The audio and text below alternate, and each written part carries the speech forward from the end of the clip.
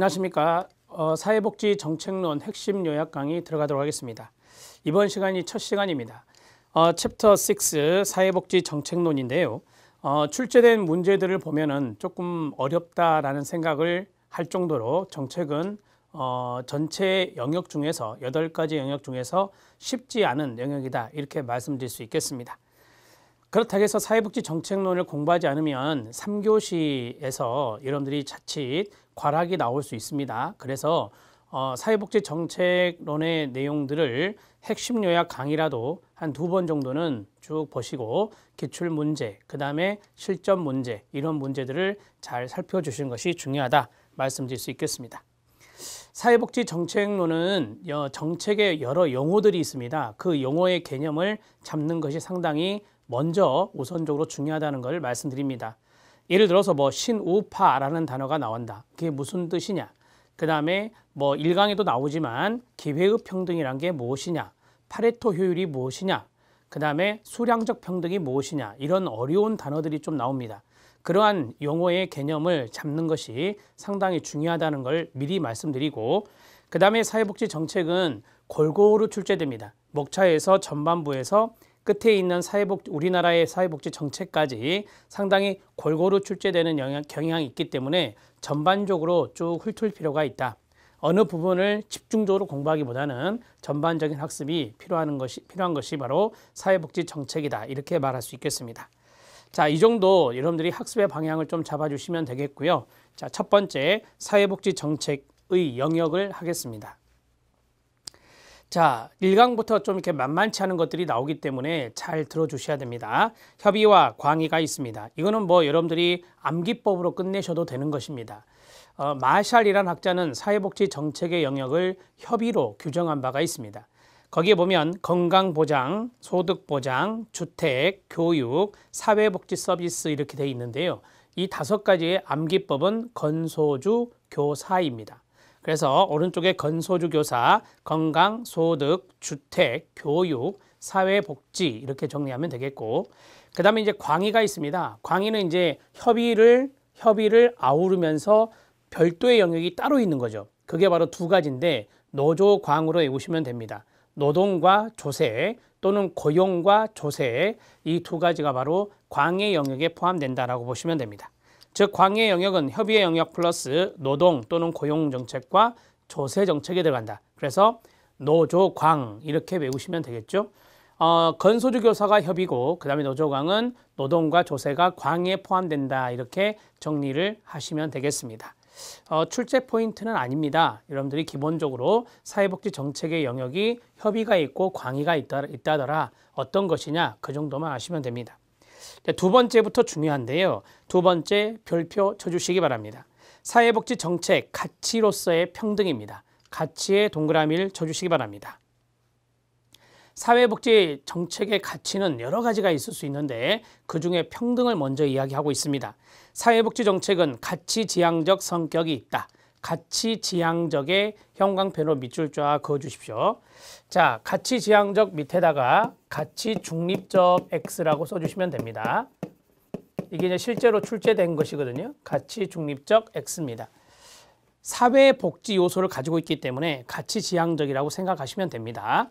자, 그 다음에 이제 가치가 있었죠. 사회복지 정책에 가치가 있었는데 가치는 여러 가지가 있다라고 말씀드렸습니다. 첫 번째가 평등, 2번째가 효율, 3번째가 자유, 그 다음에 사회적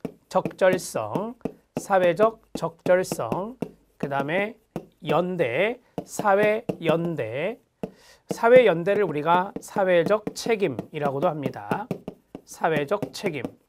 이러한 것 등을 우리는 바로 사회복지 정책의 가치들이라고 말할 수 있습니다. 자, 그러면 평등부터 들어가겠습니다. 수량적 평등과 비례적 평등과 기회평등 3가지가 나와 있습니다. 밑에 기출문제 확인 학습은 조금 더 자세히 설명하고 있는 건데요. 수량적 평등의 기본적인 개념은 욕구나 능력의 차이에는 관계없이 사회적 자원을 똑같이 분배하는 겁니다. 똑같이만 동그라미. 그래서 이 수량적 평등의 동의어가요, 결과의 평등이나 산술적 평등이라고 합니다. 예전부터 결과의 평등이라는 단어를 많이 썼어요. 출제 지문에. 최근에는 산술적 평등이 등장했습니다. 자, 그 다음에 밑에 있으니까 여러분 참고하셔도 될 것 같고요. 그 다음 비례적 평등이 있습니다. 공평과 같은 개념인데요. 이거는 욕구, 능력, 기여에 따라 사회적 자원을 상이하게 배분하는 겁니다. 다르게 배분하는 거예요. 상이하게 가로쳐 주시기 바랍니다. 똑같이 배분하면 수량적 평등, 다르게 분배하면 비례적 평등이다. 자, 그 다음에 기회의 평등이 있습니다. 소극적 평등이라고 하고요. 상대적 평등이라고도 하는데 소극적 평등이 대표 용어입니다. 자, 그리고 결과의 측면은 보장하지 않으면서 과정상 기회만 제공한다. 그래서 적극적인 측면보다는 소극적인 측면이 있다라고 보시면 됩니다. 결과는 보장해주지 못한다는 거예요. 결과는 보장해주지 못하지만 그 결과에 도달할 수 있는 하나의 과정상 기회는 주겠다라고 하는 것이 바로 기회의 평등입니다. 긍정적 차별 시정 조치, 영어로는 affirmative action이나 positive discrimination이라 하는데 이것이 나오면 기회의 평등과 연관성이 있어요. 여기에 대표적인 조치가 바로 장애인 의무 고용제 이런 것들이 여기에 들어갈 수 있어요. 양성고용평등제 이런 것들이 여기에 들어갈 수 있어요. 그러니까 차별을 받을 수 있는 어떤 소수자들에게 일종의 기회를 줄 수 있는 그러한 개념이다라고 보시면 되겠습니다. 자, 밑에 기출문제 확인학습을 보면 수량적 평등, 동의어, 산술적 평등, 결과의 평등, 비례적 평등, 기회의 평등을 열거해 드렸는데요. 첫 번째는 수량적 평등입니다. 개념, 모든 사람을 똑같이 취급하여 끊어주세요. 사람들의 욕구나 능력이나 기여의 차이에 관계없이 끊어주세요. 사회적 자원을 똑같이 분배하는 걸 말합니다. 똑같이의 동그라미입니다. 자, 2번 사회복지 정책적인 의미, 거기에 별표 쳐주시기 바랍니다. 소득 재분배를 목표로 빈곤한 사람에게 능력이나 기회에 상관없이 사회적 자원을 배분하는 노력을 찾아볼 수 있겠죠. 자, 기여하지 않고 받는 게 뭐죠? 기여하지 않고 받는 거. 빈민한 사람에게 드리는 거. 그게 바로 뭐죠? 네, 공공부조잖아요. 공공부조가 바로 이 수량적 평등의 개념과 딱 맞아떨어지는 거예요. 그러니까 능력에 상관하지 않겠다. 그 다음에 기여에 상관하지 않겠다. 이러한 것들, 그러한 것들을 판단해 볼 때 기여에 상관없이 여기 해당될 수 있어요. 기여에 상관없이 기여를 않더라도 빈곤한 사람이니 최저 보장 수준만큼 보장해 주겠다라고 하는 거잖아요. 그런 것들이 바로 수량적 평등에 해당될 수 있다. 국민기초생활보장법에 의한 공공부조급여가 사회복지 정책적 의미에서 수량적 평등과 연관성이 있다라고 말할 수 있겠습니다. 자, 비례적 평등이 있습니다. 개념은 개인의 욕구, 노력, 능력, 기여에 따라 사회적 자원을 상이하게 배분하는 것을 평등의 개념으로 상정하는 것이다 라고 했고요. 공평과 동의어라 했습니다. 사회복지 정책적 의미를 보면 사회보험이 대표적인 사례가 됩니다.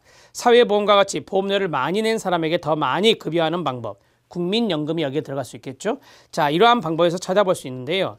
자, 기여에 따라서 다르게 배분하는 것, 대개 이제 사회보험에서 국민연금이 여기에 들어갈 수 있어요. 그래서 사회보험에서 하는 소득 비례의 원칙이 있는데요. 그 소득 비례의 원칙이 바로 비례적 평등에 해당됩니다.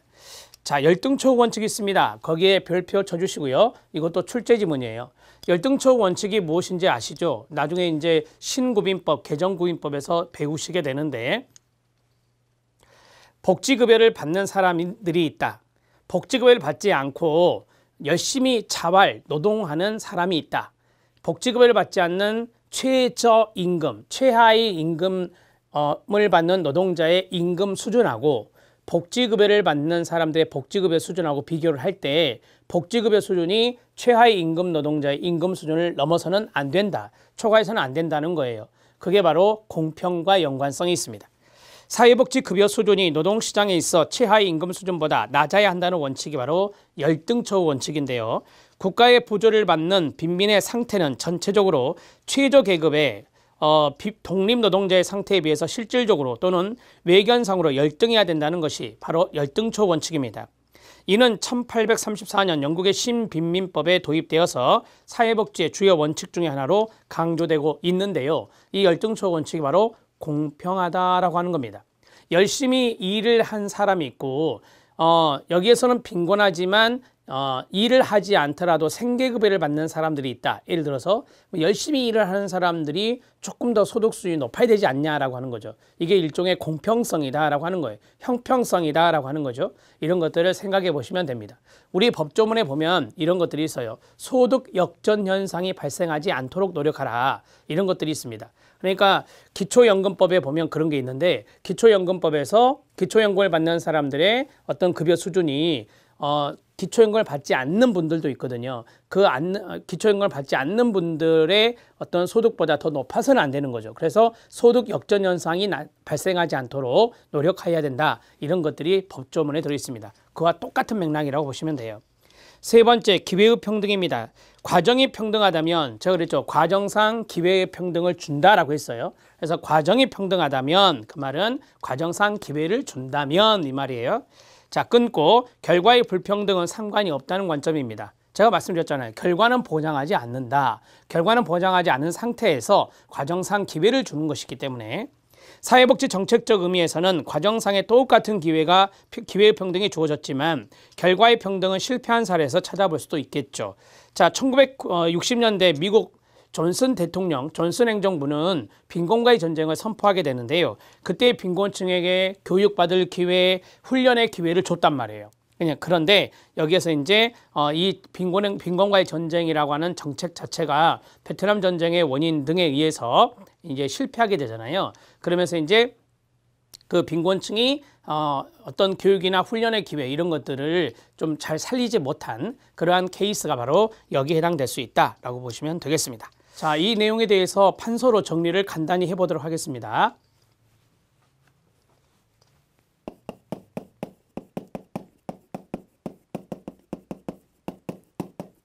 자, 수량적 평등이 있고 그 다음에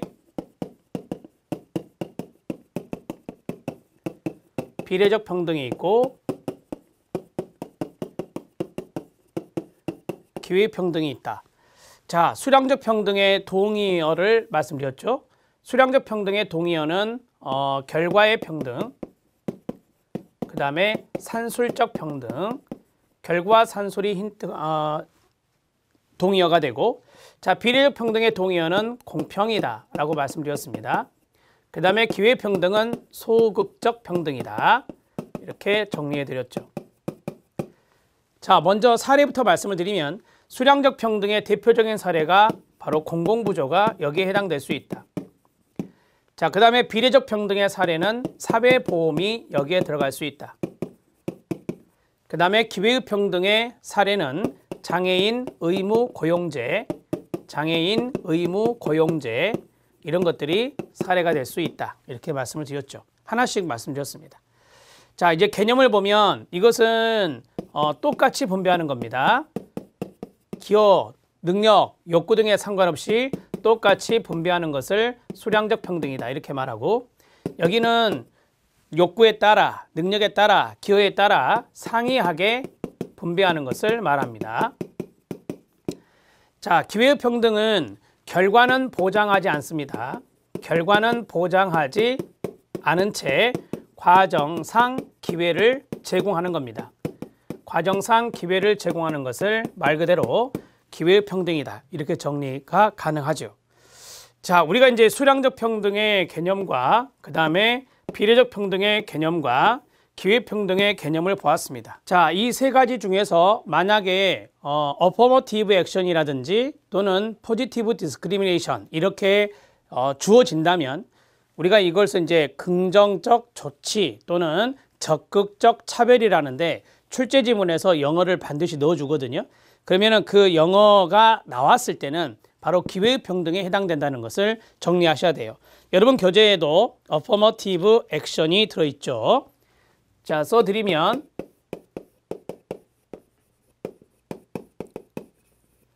어퍼머티브 액션이 여러분 교재에 나와요. A입니다.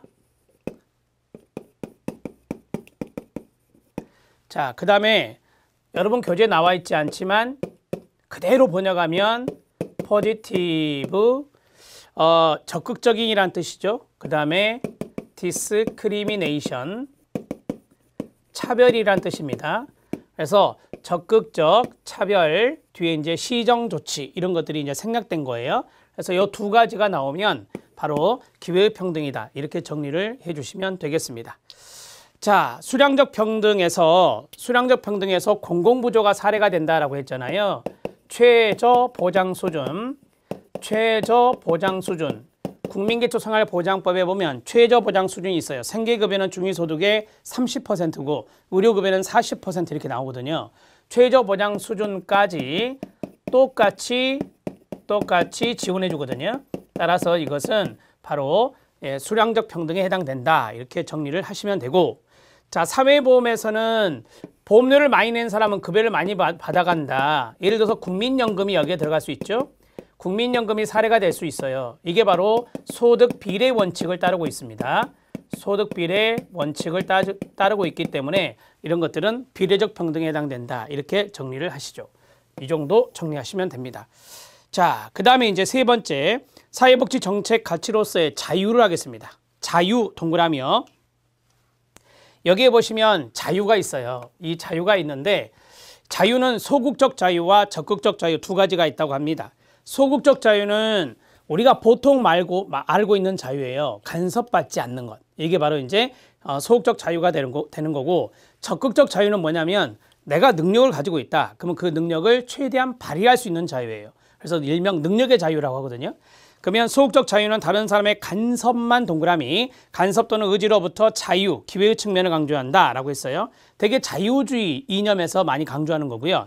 그 다음에 적극적 자유는 자신의 능력을 발휘할 수 있는 자유다. 능력 동그라미요. 능력 측면을 강조하는 거고, 되게 이제 사민주의나 사회주의 이런 데서 이제 적극적 자유를 강조한다라고 하거든요. 그래서 자유주의 이념 쪽은 소극적 자유고, 사회주의 이념 쪽은 바로 이제 적극적 자유를 강조한다. 나중에 조진 윌딩의 그 복지 이념이 나와요. 복지 모형이 나오는데 거기에서 뭐 반집합주의, 소극적 집합주의, 폐비한 사회주의, 마르크스주의가 나와요. 거기에서도 또 이제 뭐 앞에 두 가지 반집합주의와 소극적 집합주의는 자유주의 색채이기 때문에 소극적 자유를 강조하고, 폐비한 사회주의와 마르크스주의는 사회주의 색채이기 때문에 이거 두 가지는 적극적 자유를 강조해요. 이런 것들도 나중에 나오게 됩니다.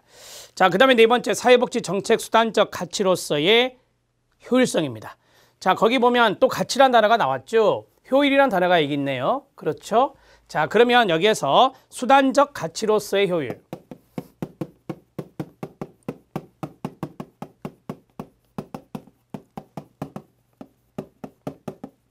자, 수단적 가치로서의 효율은 두 가지가 있거든요. 두 가지가 바로 목표 효율성과 운영 효율성이다. 목표 효율성과 운영 효율성이다. 이렇게 정리할 수 있어요. 자, 이 목표 효율성은 대상 효율성이라고 합니다. 대상 효율성이라고 한다. 이렇게 정리하시고요. 이거를 좀 이제 개념을 설명하고 제가 공공부조에 대해서 설명을 좀 해드릴 건데, 자, 목표 대상에게 이렇게 정리하면 돼요. 목표 대상에게 어떤 목표 대상을 선별을 해요. 선별을 해서 제한된 어떤 재원들이 있을 거 아니에요. 제한된 재원들을 집중적으로 할당해 주는 거예요. 그게 바로 이제 목표 효율성이다. 이렇게 잡으시면 돼요. 자, 목표 효율성은 대상을 선별하여 자원을 집중 할당하는 거다. 자원을 집중 할당하는 것을 우리가 목표율성, 대상율성이라 한다. 자, 여기는 뭘까요? 운영이 중요한 거잖아요. 그렇죠. 운영입니다. 자, 운영 절차가 단순하면 좋겠죠. 운영 절차가 단순하면 이게 이제 효율적이다라고 하는 거예요. 그래서 운영 절차가 복잡하면 복잡할수록 비효율적이 되는 거고, 운영 비용이 많이 든다. 그러면 이제 비효율적이 된다라고 말할 수 있잖아요. 그런데 운영 비용이 적게 든다. 왜? 운영 절차가 단순해서 그럼 운영 효율성이 높다. 이렇게 말할 수 있겠죠. 자, 두 가지의 개념을 잡아드렸거든요. 이 두 가지 개념을 가지고 우리가 이제 공공부조를 생각해야 돼요. 공공부조를 생각해 보면 공공부조는 목표율성이 어떻고 운영효율성이 어떠냐, 이런 것들을 좀 생각해 봅시다. 공공부조는 아시죠? 저소득층에 있는 많은 분들을 선별합니다. 자산조사를 해서 선별을 해요. 그래서 공공부조 재원을 그분들에게 드리잖아요. 따라서 그 자체로 목표율성이 높은 거예요. 그런데 공공부조를 할 때 운영상 필수적으로 해야 되는 게 뭐냐면 자산조사예요. 그분과 배우자의 소득 자산 이런 거 다 보고 또 부양의무자 능력의 부양의무자 뭐 소득 재산 능력 다 보는 거잖아요. 이 자체가 상당히 복잡한 절차를 거치게 되는데 그러한 운영 절차가 단순하지 않고 복잡한 것이 바로 자산조사예요. 그래서 이것은 운영효율성이 낮다라고 말할 수 있는 거죠. 이렇게 정리를 하시면 됩니다. 자, 이렇게 정리하고 이제 교재 볼게요.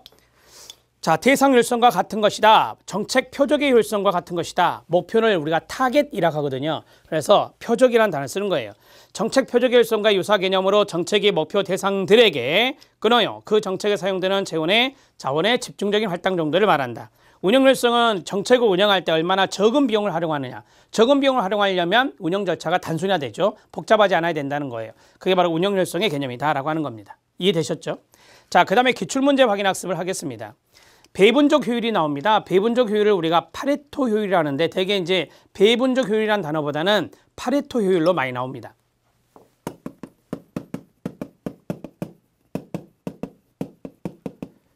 자, 이 파레토 효율은 거기 보시면 밑줄 친 부분이 3번, 4번, 그 다음에 5번에 2번 있죠. 거기에다가 우선 별표를 쳐놓으세요.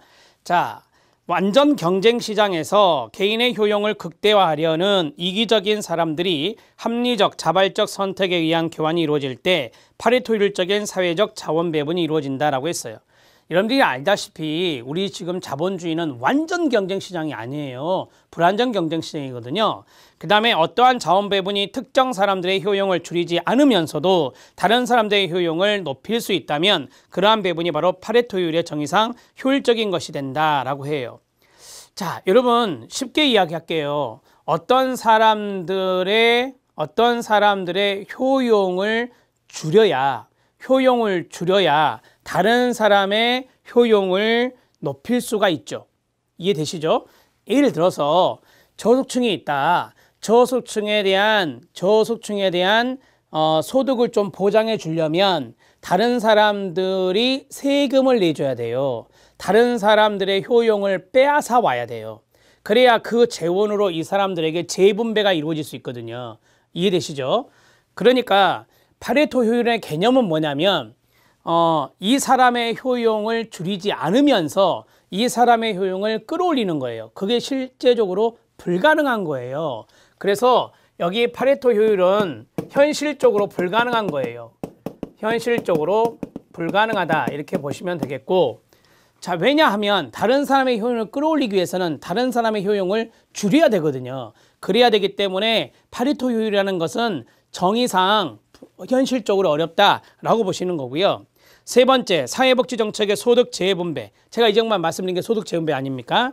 시장 기제에서 결정된 배분을 수정하여 평등의 가치를 구현하는 것을 목표로 하기 때문에 그렇습니다. 소득 재분배를 왜 하냐? 평등 가치 때문에 하는 거예요.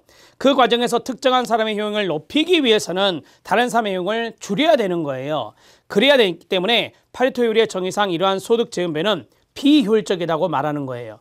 자, 파레토 효율의 개념은 이제 제가 도식화를 해볼게요. 다른 사람의 효용을 올리는데, 그렇지 말고요. 다른 사람의 효용을 줄이지 않으면서 다른 사람의 효용을 증가시키는 거거든요. 늘리는 거예요. 다른 사람의 효용을 감소시키지 않으면서 and 다른 사람의 효용을 늘리는 것이다 라고 하는 거죠. 그러니까 현실적으로 불가능하다라고 말씀을 드렸습니다. 다른 사람의 효용을 줄여야 다른 사람의 효용을 뭐예요? 올릴 수 있다 그랬잖아. 현실적으로. 자, 그런데 그러나 다른 사람의 효용을 감소시켜야 다른 사람의 효용을 증가시킬 수 있는 것이 현실이에요. 이게 현실이다. 그럼 그럼 현실적으로 다른 사람의 효용을 감소시키면서 다른 사람의 효용을 증가시킨다면, 예를 들어서 여기에 고중산층이라고 쓰고 여기에 빈곤층이라고 쓰면, 빈곤층의 효용을 증대시키기 위해서 다른 사람들이 희생을 해야 되는 거예요. 그래서 이것을 우리가 소득 재분배 정책이다 이렇게 말하는 거예요. 소득 재분배 정책의 이퀄 평등 정책이에요. 평등 정책. 따라서 사회복지적인 측면에서 소득 재분배 정책이나 평등 정책은 이것에 어긋나는 거잖아요. 그래서 파레토 효율의 정의상 비효율적이다라고 하는 거예요. 파레토 효율적 측면에서 비효율적이다 이렇게 정리할 수 있어요. 자, 조금 쉽게 이해시켜 드리려고 이렇게 그림을 그려가면서 했습니다. 원래 이 개념은 뭐냐? 파레토 효율성이다. 그러나 소득 재분배 평등 정책이라는 걸 하고 있다. 왜? 빈곤한 사람들이 있기 때문에 이 사람들이 내는 세금으로 이 사람들에게 뭐예요? 소득 재분배를 해주는 거잖아요. 그게 공공부조 정책이잖아요. 공공부조 정책이 평등 정책이거든요. 그래서 다른 사람의 효용을 감소시켜야 다른 사람의 효용을 증가시킬 수 있다. 이게 바로 현실적으로 이루어지고 있는 것인데, 이러한 것은 파레토 효율적인 측면에서 봤을 때는 비효율적이라고 말할 수 있다. 자, 이제 이해됐죠? 네 번째 별표. 따라서 사회적 자원의 배분이 평등적이면서 동시에 파레토 효율적이지 않는 한, 끊어요. 사회복지 정책이 추구하는 평등의 가치와 효율의 관계는 대체적일 수밖에 없다. 오른쪽에 상충적이라고 나오죠. 우리 출제 지문에 상충적으로 나왔어요. 그러면 이건 틀린 겁니다. 상충이라는 게 뭐냐면 이런 걸 상충이라고 그래요. 코쿤이 이야기한 건데요. 평등을 지향시키면 효율은 떨어진다라고 하는 거거든요. 이게 바로 상충이라고 하는 거예요. 이게 바로 상충이라 한다. 근데 그렇지 않아요. 이 두 가지는 이제 상충적이다 이렇게 말할 수 있는데, 이건 틀린 거고, 상충적이다라고 하면 틀린 거고, 평등과 효율의 관계는 상호 보완적 관계가 돼야 돼요. 밑에 사례 좀 이따 보겠지만 상호 보완적이다라고 보셔요. 이 상호 보완적이 우리가 다른 말로 대체적이다 이렇게 말하는 거예요. 이게 맞는 겁니다. 그래서 평등과 효율의 관계를 이야기를 할 때 평등과 효율의 관계는 상호 보완적이고 대체적이다 이렇게 정리를 하시면 돼요. 우리가 평등의 가치를 쭉 이렇게 끌어올려요. 그런데 비효율적으로 하면 안 되죠, 당연히. 평등의 가치를 끌어올리더라도 효율의 가치가 훼손되면 안 되는 거예요. 그래서 그러한 효율성도 감안하면서 평등 정책을 쓰고 있는 거거든요. 그래서 이거는 상호 보완적이고 대체적이다 이렇게 이야기할 수 있는 거죠. 자, 다섯 번째 보면 파레토 효율성 또는 파레토 최적에서 1번 파레토 상태란, 효율적인 상태란 경제학에서 말하는 파레토 최적 상태를 의미하며 어떤 사람의 자원을 줄이지 않고서는 다른 사람의 자원을 증가시키는 분배 변화가 불가능한 상태다라고 했습니다. 자, 우리가 이제 그 오쿤이라고 하는 학자가 말한 것이 바로 이제 상충적인 것이 되거든요. 평등과 효율의 관계에서 평등을 확대하면 효율이 줄어들고 효율을 늘리면 평등이 감소하는, 그러니까 서로 이렇게 지그재그로 가는 거죠. 이걸 우리가 상충적이라 하거든요. 상충적인 면을 과도하게 오쿤이 강조한 면이 있습니다. 자, 오쿤이 이제 비판을 받는 것인데요. 평등과 효율은 1차적으로 각각 독립적인 목표로 설정되는 것이고 별도로 추구해야 될 과제입니다. 평등은 평등대로, 효율은 효율대로 별도로 추구해야 된다라고 하는 거죠. 또한 평등과 효율의 관련성을 볼 때는 말씀드렸죠. 상호 보완적인 측면, 상호 충돌하는 면을 균형감 있게 인식할 필요가 있다. 그런데 오쿤의 논의에서는 평등과 효율의 상호 보완적인 측면이 너무 경시되었다. 그래서 평등을 늘리는 것이 동시에 효율 향상에 크게 기여하는 면이 있음을 간과하고 있어요. 오쿤의 논의에서는. 자, 사례를 보겠습니다. 빈곤 가족에 대해서 소득을 지원합니다. 이게 이제 평등 정책이거든요. 이 소득 지원은 빈곤층과 아동의 생활을 안정시켜요. 얼마나 효율적입니까? 그 다음에 교육과 건강을 향상시켜요. 인적 자본 투자의 성격을 가져요. 그러니까 빈곤층에게 소득을 지원해 준다. 그러면 여기에 대해서 뭐 우리가 자활 정책 이런 거 하잖아요. 이런 정책을 하면서 소득을 지원받게 돼요. 그러면은 이제 자활을 하면 인적 자본 시장으로 나오게 돼요. 나오면 또 노동 시장이 또 활성화될 수 있는 부분도 있어요. 이러한 부분들이 바로 일자리 창출과 연관성이 있잖아요. 이게 어떻게 비효율적입니까? 따라서 평등 정책을 씀과 동시에 효율성을 다 가미하고 있는 것이다라고 보면 되고요.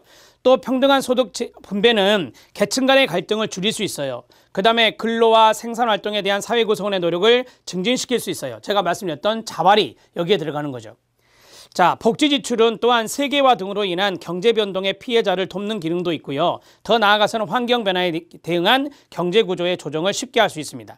사회 안전망이 강화되고 해고 근로자에게 생활 안정을 보장할 수 있다면 기업의 구조 조정도 한층 원만하게 진행될 수 있을 겁니다. 이런 것들이 이제 평등 정책을 씀과 동시에 효율성이 살아날 수 있는 그러한 것들이다 이거죠. 이러한 이유로 평등한 분배 상태는 효율을 떨어뜨리고 불평등한 분배 상태는 효율이 높다는 식으로 상충 관계를 부각시키는 것은 평등과 효율 관계를 균형 있게 인식하는 것이 아니겠죠. 그래서 평등과 효율의 관계는 그렇습니다. 평등과 효율 관계는 대체적이다. 상충적이다 이렇게 나오면 이제 틀리다라고 하는 거예요. 자, 사회가 번영하려면 다수의 구성원이 투자와 근로에 적극적이고 혁신적으로 참여하도록 하는 인센티브를 제공해야 하지만 권력의 불평등을 고착화하는 사회 제도에서는 이러한 것이 좀 불가능할 수 있겠죠. 재분배가 이루어지지 않는 사회에서는 이게 어렵다는 거예요. 따라서 보다 장기적인 시각에서 평등과 효율의 관계를 볼 경우 그 상충적인 측면보다는 끊어요. 평등이 효율을 향상시킨다는 바로 상호보완적인 측면을 잘 고려할 필요가 있다라고 하는 겁니다.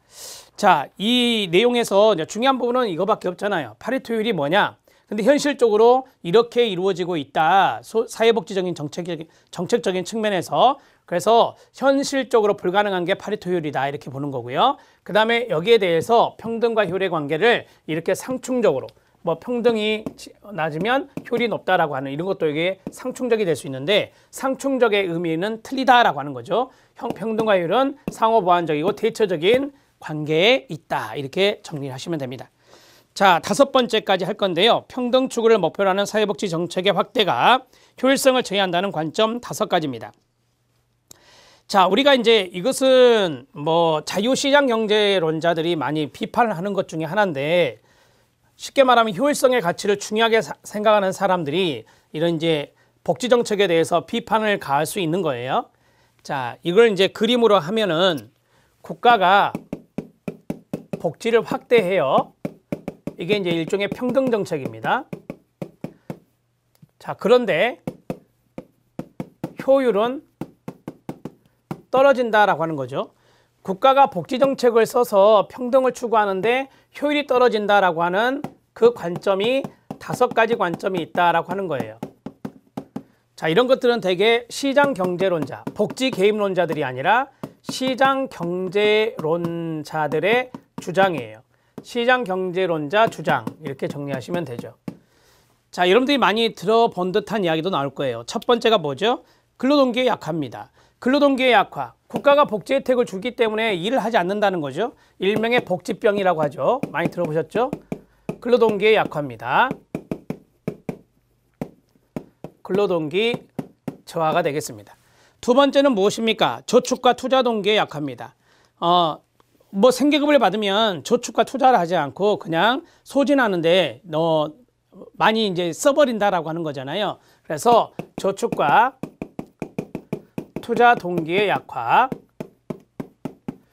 자, 이렇게 비판을 받을 때 국가가 이제 정책을 만들어내잖아요. 여기에 대한 정책은 뭐냐? 근로장려세제 이런 걸 만들어내는 거고 여기에 이제 저축과 투자 동기를 안 해? 그럼 약화되면 뭐 희망키움 통장 1, 2, 그 다음에 뭐 내일키움 통장 이런 통장 자산형성 지원 사업이라 하죠. 그런 것들에서 저축을 유도하는 정책을 만드는 거예요.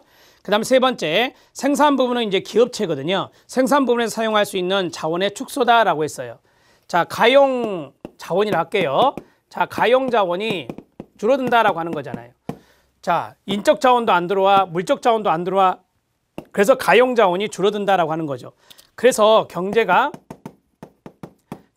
성장하지 못하고 침체한다라고 하는 거예요. 그래서 효율이 떨어진다라고 하는 것입니다. 자, 네 번째는 무엇입니까? 소비자 선택의 왜곡 현상입니다. 자, 이건 급여의 문제인데요. 소비자 선택의 왜곡 현상이 발생한다. 자, 이거 현물급여 이야기예요. 현물급여가 바로 자, 소비자가 선택하지 않았는데도 현물이란 게, 물품이란 게 온다. 그게 이제 현물급여의 특징이죠. 물품 평등주에 입각해서. 그런데 사회적인 비용은 나갔어요. 급여가 나갔기 때문에 국가가 그 비용을 지불했겠죠. 그런데 정작 내가 선택하지 않은 거예요. 수급자가 선택하지 않은 거라고요. 그러니까 사회적인 비용은 많이 들었고 사회적인 이득은 떨어진다라고 하는 거죠. 자, 이것은 이렇게 생각하면 돼요. 사회적인 비용과 사회적인 이득적인 측면에서 볼 때 소비자가 선택하지 않았는데도 왜곡되게 다르게 받을 수 있는 게 현물급여인데 일종의 물품을 생각하면 되는데요. 비용이 더 많이 든다는 거잖아요. 그래서 우리가 비효율이다 이렇게 말하는 거예요. 다섯 번째, 정부의 실패입니다. 정부의 운영 실패라고 할 수 있어요. 자, 복지 확대, 즉 평등 정책을 위해서는 국가가 많은 복지 예산을 쏟아부어요. 복지 포퓰리즘 이런 것도 나오잖아요. 이런 대중영합주의에 의한 복지 포퓰리즘 이런 비판도 이제 국가가 받기도 해요. 정부가. 따라서 정부가 이런 것을 운영을 할 때 복지 체감도가 그렇게 쏟아붓지만 복지 체감도가 높지 않다. 그래서 재원의 낭비만 있는 거 아니냐. 이게 바로 재원 낭비다라고 하는 거예요. 재원 낭비다. 이런 것들을 정부의 운영 실패라고 말하는 거죠. 거기에 보면 쭉 이런 운영상 실패까지 이런 내용을 쭉 담고 있습니다. 이것은 뭐 최근에 거의 출제되진 않아요. 하지만 여러분들이 충분히 이해할 수 있겠죠. 복지병에 걸리게 한다. 그 다음에 저축을 안 한다. 그 다음에 가용자원이 그래서 줄어든다. 그 다음에 급여적인 측면에서 현물급여를 물품평등주의 입각에서 다 똑같이 주는데 소비자가 필요하지도 않는 급여가 물품이 나가기도 한다. 이런 측면에서는 비용의 낭비 아니냐. 그 다음에 정부가 막대한 공공부조 예산을 쏟아붓고 있지만 거기에 대해서 포퓰리즘식의 복지가 아니냐. 그래서 운영상 실패가 있다라고 하는 것이 바로 이 5가지 관점입니다. 이렇게 정리하시고요. 자, 실력 따지기입니다. 성장 기여론과 성장 저해론이 있습니다. 성장 기여론은 뭐냐? 사회복지가 경제 성장에 도움이 된다는 거고, 성장 저해론은 사회복지가 경제 성장에 도움이 안 된다는 거예요. 그럼 이게 뭐겠어요? 성장 저해론이죠. 이 자체가 이제 성장 저해론이 돼요. 경제 성장에 저해가 된다. 성장 저해론과 연관성이 있는 것이다 라고 보시면 되겠습니다. 자, 성장 기여론, 거기 별표 하나 치시고요. 자, 사회복지가 경제 성장에 기여한다는 관점으로서 복지 개입론자들의 주장이 되고요. 밑에 성장 저해론, 사회복지가 경제 성장을 저해한다는 관점으로 시장 개입론자, 다른 말로 시장 경제론자들의 주장이다 이렇게 말할 수 있어요. 아래부터 할게요. 조지아 윌딩은 사회복지 정책, 사회정책의 경제 성장을 저해한다는 관련 근거로서 탈산업화는 이제 자본들이 산업 현장에서 빠져나가는 걸 말해요. 그래서 탈산업화는 가용자원이 줄어드는 이런 것과 연관성이 있을 겁니다. 자, 그 다음에 파업에 대한 국가부죠. 자, 쉽게 말하면 파업 노동자에 대해서 이 파업 노동자들이 있는데 파업 노동자들의 생계를 위해서 국가가 거기에서 보조금이나 지원금을 줄 때는 문제가 있다라고 하는 거예요. 투자 저해, 그럼 이거죠. 그 다음에 근로의욕의 감소, 그럼 1번이죠. 이렇게 해서 이것과 연관성이 있다라고 보시면 돼요. 2번 사회복지가 자본을 탈산업화시킨다라고 했어요. 탈산업화란 노동과 자본 같은 자원을 부를 창조하는 제조업과 같은 시장지향적인 분야에서 끊어요. 사회복지와 같은 비시장지향적인 부분으로 이전하는 것을 말합니다. 따라서 시장지향적인 분야에서의 생산성이나 자본 축적 이런 것들이 저하될 수 있다라고 하는 거예요. 자, 즉 반생산적이다라고 하는 거죠. 경제 성장에서 필수적인 생산성이라든지 자본 축적을 저하시키기 때문에 사회복지는 경제 성장을 저해하게 된다. 이렇게 보시면 됩니다. 이 노동이라고 하는 것이나 자본이라고 하는 거 이런 것들이 이제 사회복지가 조금 많이 되면 되게 이제 비시장적인 부분에 사회복지가 이제 비시장적인 부분 아닙니까? 이제 그 부분으로 많이 이제 자본이나 노동이 이전된다라고 하는 거죠. 그래서 산업 현장에서 빠져나간다 해서 탈산업화라고 이야기하는 거예요. 자, 2번 체킹하시고 3번 파업 중인 근로자에 대해서 사회복지급여의 지급은 끊어요. 파업의 국가보조금 역할을 하기 때문에 파업을 더욱더 부추기겠죠. 그래서 장기화시키겠죠. 그래서 과도한 임금 인상을 요구함으로써 산업 생산을 마비시키고 경쟁력을 떨어뜨려서 경제 성장이 안 된다라고 하는 겁니다. 네 번째, 사회복지는 투자 동기를 저하시킨다 했습니다. 사회복지 서비스 재원을 마련하기 위한 누진적 조세 제도는 납세자의 가처분 소득을 감소시키는 소득 효과를 가져오게 됩니다. 따라서 사적 투자를 위한 자본 축적에 중요한 재원이 되는 개인 저축이라든지 이윤 창출 의욕을 감소시킴으로써 경제 성장을 저해하게 된다. 이렇게 정리하시면 되겠습니다. 자, 우리가 이제 그 사회복지를 열심히 하다 보면은 세금을 많이 걷어야 되잖아요. 뭐 북유럽 국가들은 사회복지 선진국 아닙니까? 그런데 조세 부담률이 높잖아요. 조세 부담률이 높아요. 거기 나온 대로 누진적인 조세 제도를 하게 되는데, 그러면 세금이 많아지면 많아질수록 사람들이 쓰는 가처분 소득은 줄어들게 돼요. 그러면서 이제 감소시키는 소득효과가 생긴다. 그래서 이러한 그 개인 저축이 또 줄어들 수 있죠. 왜냐하면 내가 가처분 소득이 있어야 개인 저축을 할 거 아니에요. 근데 그런 개인 저축도 낮아진다라고 하는 거예요. 저소득층의 저축도 낮아지지만 이 중산층이나 고소득층이 조세 부담률이 많아지면 많아질수록 가처분 소득이 줄어들기 때문에 자기의 개인적인 저축적인 측면에서 위축이 된다는 거예요. 그러면서 경제 성장이 잘 안 된다라고 말하는 거고, 사회복지는 근로의욕을 저해시킨다. 사회복지 혜택이 많은 사람에게 관대하게 베풀어진다면 이게 이제 뭐 관대한 급여 제공이라고 보시면 돼요. 자, 노동에 대한 동기 유발이 어렵게 된다. 그래서 근로의욕의 저하는 대규모 자발적 실업 발생과 노동 생산성의 저하를 가져와서 경제 성장을 해치게 된다라고 정리하시면 되겠습니다. 자, 이제 성장 기호를 말씀드리면 되겠죠. 사회복지 정책은 경제 성장을 가져온다라고 하는 것이 성장 기호론이에요. 자, 이거는 이해만 하시면 되는 건데요. 사회적 갈등이나 정치적 불안을 해소한다. 사회복지를 하다 보면 갈등이 해소된다라고 하는 거죠. 사회적 갈등이. 그래서 경제의 불확실성을 줄여서 투자를 촉진시킬 수 있다라고 하는 겁니다. 사회복지를 하면은 갈등이 해소된다. 사회적 갈등이 해소된다. 그래서 경제 불확실성 이런 것들이 감소된다. 그래서 성장하게 된다라고 하는 것입니다. 투자도 늘어나고요. 이렇게 정리할 수 있죠.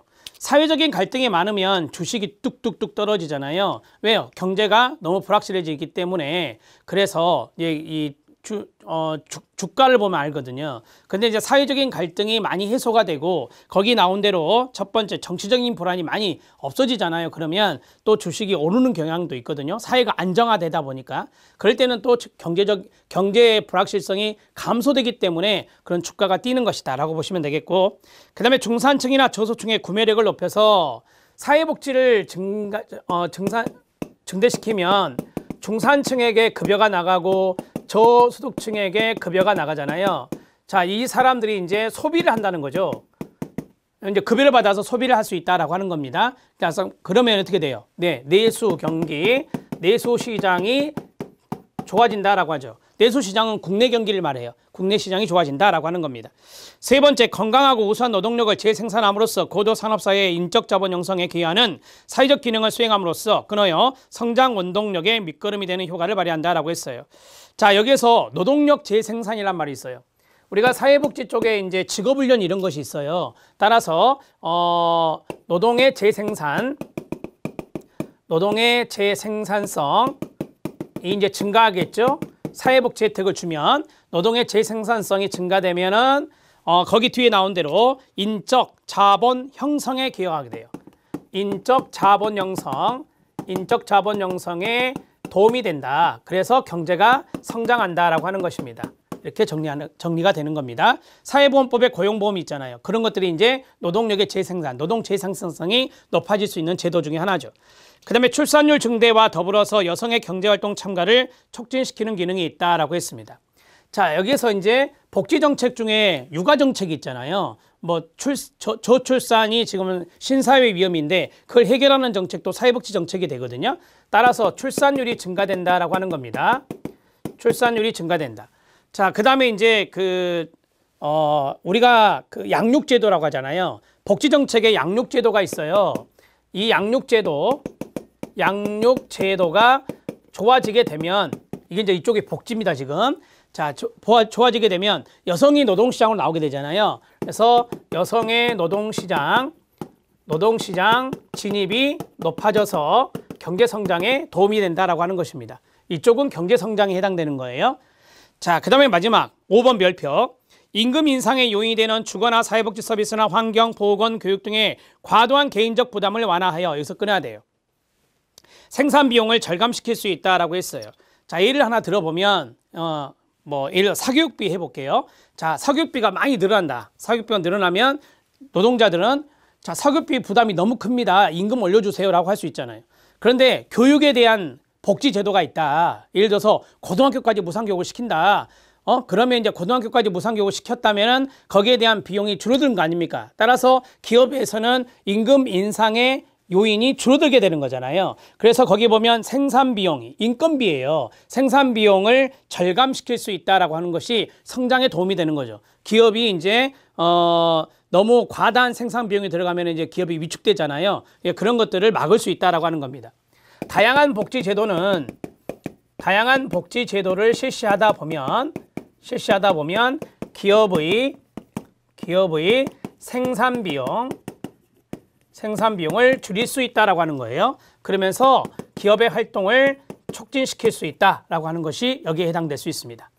자, 사회복지가 경제 성장에 도움이 된다라고 하는 것을 이렇게 설명해 드렸습니다. 이쪽은 사회복지를 확대했을 때 좋은 거. 이로 인해서 경제가 성장할 수 있는 것을 이야기했어요. 이렇게 잘 매칭하시면 됩니다. 자, 여기까지 진행했습니다. 1강 어렵죠? 1강이 쉽지 않습니다. 1강 내용들을 개념들을 잘 잡아주시고 여기에서 첫 단추를 잘 끼우셔야 그 다음에 또 잘 나갈 수 있습니다. 2강부터는 영국부터 역사가 들어갑니다. 영국부터 여러 나라의 역사, 우리나라 역사까지 여기에서는 출제가 잘 됩니다. 한 2문제에서 3문제까지 출제가 될 수 있기 때문에 잘 들어주시기 바랍니다. 수고하셨습니다.